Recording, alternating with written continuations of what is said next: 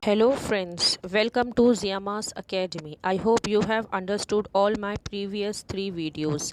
If you have any doubts regarding any video, feel free to ask in the comment section and do not forget to subscribe my channel. Today we are going to start the session with acceleration, uniform motion and uniform circular motion. हमने last video में देखा था कि जब speed को direction मिलती है तो वो बन जाता है वेलोसिटी। सो फ्रेंड्स, जब आप वेलोसिटी चेंज होगी, how when you change the speed keeping direction same, when you change the direction keeping speed same, and the third thing when you are changing both. देखा है वेलोसिटी पे direction और speed किस तरह effects करते हैं, और अब हम चलते हैं यूनिफॉर्म मोशन की तरफ। यूनिफॉर्म से आप क्या समझते हैं? यूनिफॉर्म का मतलब होता है अनचेंज्ड, और हम कह सकते हैं सेम फॉर्म में रहना। ओके, सो मोशन का मतलब क्या होगा? यूनिफॉर्म मोशन का मीनिंग होगा कि जब डिस्टेंस सेम कवर्ड हो, equal distance should be covered in equal time interval. इसे हम एक एग्जाम्पल के थ्रू समझेंगे कि रवि और Ramesh both are travelling by car. Okay, first half an hour में रवि ने 5 किलोमीटर्स कवर किया डिस्टेंस, और वही डिस्टेंस रमेश ने 6 किलोमीटर्स का किया है। ठीक है, अनदर हाफ एन आवर में रवि करता है 10 किलोमीटर्स का डिस्टेंस कवर, रमेश ने किया है 10 किलोमीटर्स का डिस्टेंस कवर।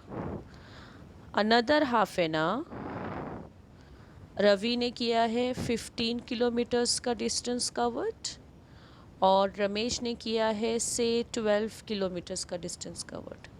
अगर आप देखोगे तो यहाँ पे जो टाइम है, time for Ravi and Ramesh, the time difference is half an hour everywhere. Okay, here Ravi का डिफरेंस कितना आ रहा है? Every time, every half an hour he is covering 5 kilometres distance. हर आधे घंटे में रवि ने 5 किलोमीटर का डिस्टेंस कवर किया है। वहीं रमेश का डिफरेंस कैसा आ रहा है? फर्स्ट हाफ एन आवर में उसने 4 किलोमीटर का डिस्टेंस कवर किया, फिर अनदर हाफ एन आवर में उसने कितने किलोमीटर का डिस्टेंस कवर किया? 2 किलोमीटर्स का। तो अगर आप यहाँ पर देखोगे तो रमेश ने यूनिफॉर्मिटी मेंटेन की है? नहीं, क्योंकि यहाँ पर डिस्टेंस जो उसने कवर किया है वो चेंज हो गया है। यहाँ पे हमें यूनिफॉर्मिटी नहीं नज़र आ रही है, हमें यहाँ पे चेंज नज़र आ रहा है। जबकि अगर हम रवि को देखें तो उसने हर आधे घंटे में 5 किलोमीटर्स का डिस्टेंस कवर किया है। तो जब equal distance covered in equal interval of time, then we say that it is uniform motion। और रमेश के मोशन को हम लोग क्या कहेंगे? It is non uniform motion, because यहाँ पे यूनिफॉर्मिटी मेंटेन नहीं हुई है। तो आइए यूनिफॉर्म मोशन और नॉन यूनिफॉर्म मोशन को और अच्छे से समझते हैं।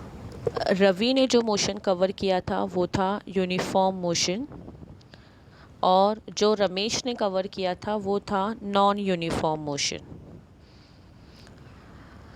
यूनिफॉर्म मोशन में अनइक्वल डिस्टेंस था या इक्वल डिस्टेंस था दोस्तों? यहाँ पे था equal distance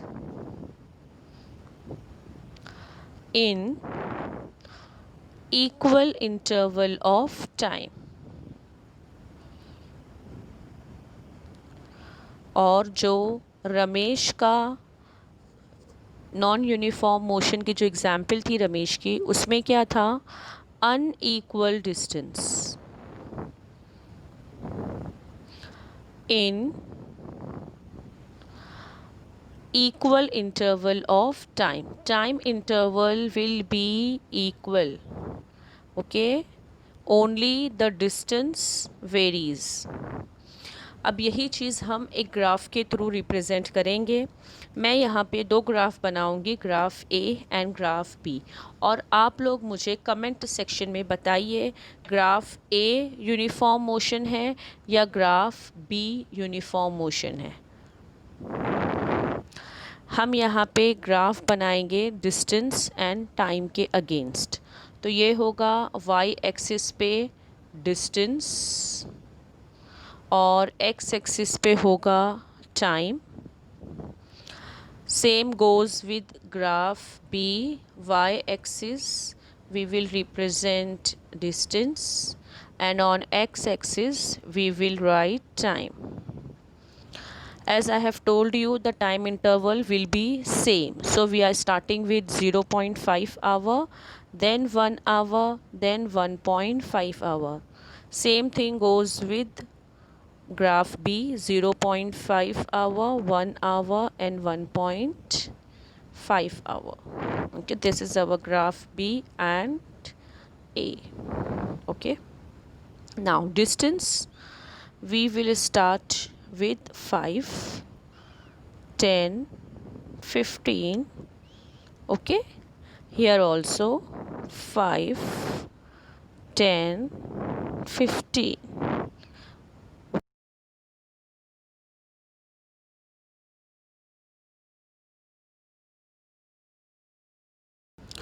You are going to answer me in the comment section that which one is correct.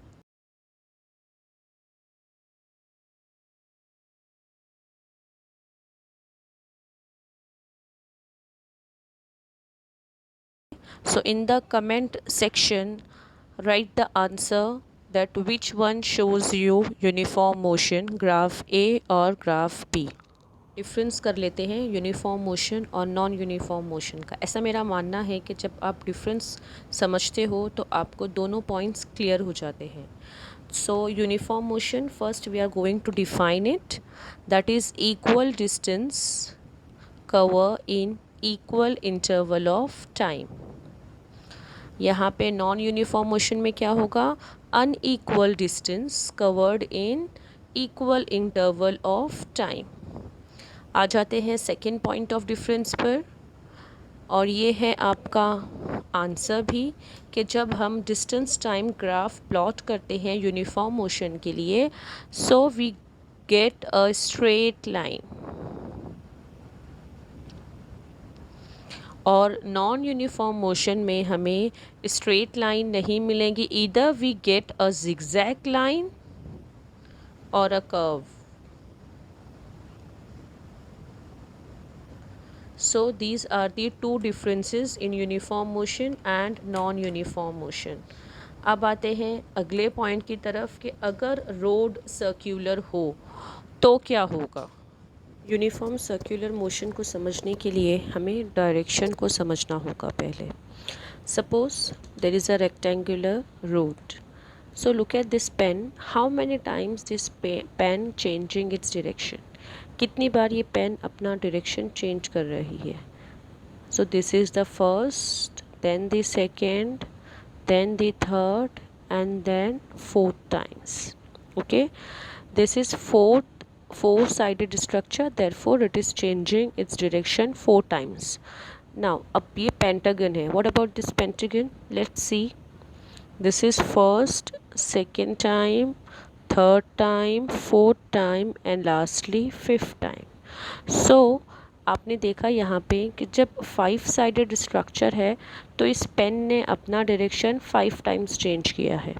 When it was 4 sided structure तो 4 टाइम्स पेन ने अपना डायरेक्शन चेंज किया है। सो जैसे जैसे हम साइड्स इंक्रीज करते जाएंगे of any polygon, so the direction will also increase in change. Okay, so what about a circle? How many times this pen is going to change its direction at each point? Okay, at each point of this circle, even if the velocity is same, velocity is constant, then also this pen will change its direction at each point. Okay, so when the direction is changed and the velocity remains constant and the road is a circular, then we say that it is uniform circular motion. And if we want to define it, so we can say that when an object moves with constant speed along a circular path, the motion is called uniform circular motion. If we want to calculate the speed of uniform circular motion, so how can we do that? We all know that speed equals to distance upon time. This is the formula to calculate speed.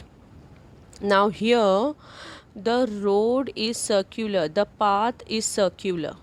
Okay, so what would be the distance? See here, the boundary of a circle is known as circumference. Everyone knows it. Okay, and this inner portion is area of a circle. Okay, so we are going to consider this boundary, this circumference of a circle. So what would be the formula? Circumference of a circle upon time. And what's the formula for circumference of a circle? It's nothing but 2 pi r upon time.